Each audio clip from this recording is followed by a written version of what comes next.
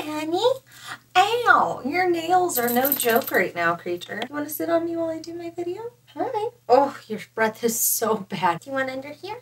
Okay, there you go. You can be under there. Hey everyone, welcome back to my channel. So lately I've been doing a lot of vegan tutorials and recipes, snack ideas, that sort of thing. And you guys have really enjoyed these kinds of videos and I've really enjoyed making them. And so I thought that I would do another one today for you guys on a couple of my favorite vegan snacks that I've been making for myself a lot lately. You guys have probably noticed in a lot of my tutorials, I tend to like recipes where you can switch out some of the ingredients and make it your own and kind of customize it depending on your own taste. And these recipes today are kind of the same thing where if you don't like a certain ingredient that I suggest, you can always use something else and really customize it to your own taste, make it your own. Or if you make this recipe and want to switch it up, you can always substitute something to kind of make it different. So for my first vegan snack option, I decided to make these frozen banana pops, and these are so good. I eat them all the time, especially when the weather starts warming up, like in the summer or late spring, but they're really good anytime. Today I decided to make two different types, one with crushed almonds and one with coconut flakes. And what you're going to want to do is just grab a couple of bananas and cut them in half. And then what I do is I just run a shish kebab skewer through them. That way they're easier to hold on to. And then I'm taking a vegan coconut yogurt. This one is just the plain flavor, but you can also use peanut butter if you're not a kind of person who likes yogurt, or you can even use soy yogurt. It doesn't really matter which one you use, but personally I like coconut milk yogurt. And so taking my half of a banana on a shish kebab skewer, I'm just going to dunk it into the yogurt, and then once it's completely covered, I'm going to take my crushed almonds and kind of roll it around until all the crushed almonds stick to the banana. And then I'm also going to be using some coconut flakes, and I'll do the exact same thing, putting the coconut flakes onto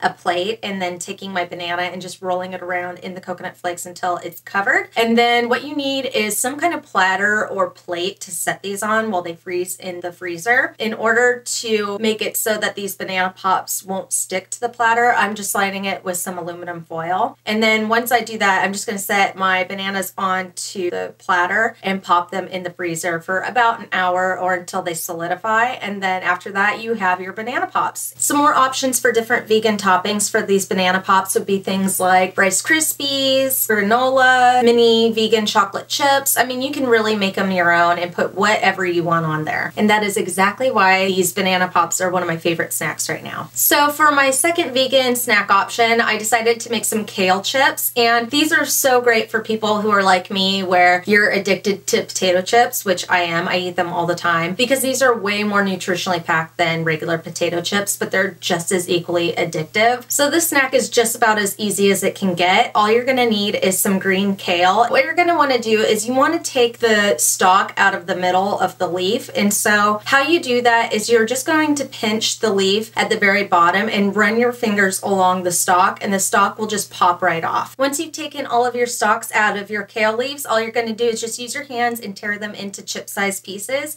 and then evenly distribute them onto your baking sheet. And then I just take some olive oil and drizzle it over the top, and then to evenly distribute the olive oil, I just take my hands and kind of scrunch all of the kale leaves together to evenly distribute the olive oil. Then I'm just going to give a couple of shakes of salt over the top, and then to add like this cheesy kind of delicious buttery flavor, I'm taking some nutritional yeast, which I bought in bulk at my local grocery store, and I've seen it everywhere, so all you have to do is just look for it. Then once I'm done with that, I'm just going to go ahead and pop the kale chips into the oven, and I bake them for about 13 minutes or until they start to crisp up and get a little bit golden around the edges. And then after that, you're just going to take them out of the oven and they're completely done. I usually take my kale chips and I just transfer them into a bowl, and then I snack on them throughout the day, and they're such a good option for people who are like me that want something salty and crunchy. Kale chips are so great because kale is a lot more nutritionally packed than potatoes are, and so it's a really great alternative to regular potato chips if you're looking for something that has a little bit more nutritional value and a little bit more sustenance to them. But again, they're just as addictive as regular potato chips, believe me. So for my third snack option, I decided to make these little vegan mini pizzas,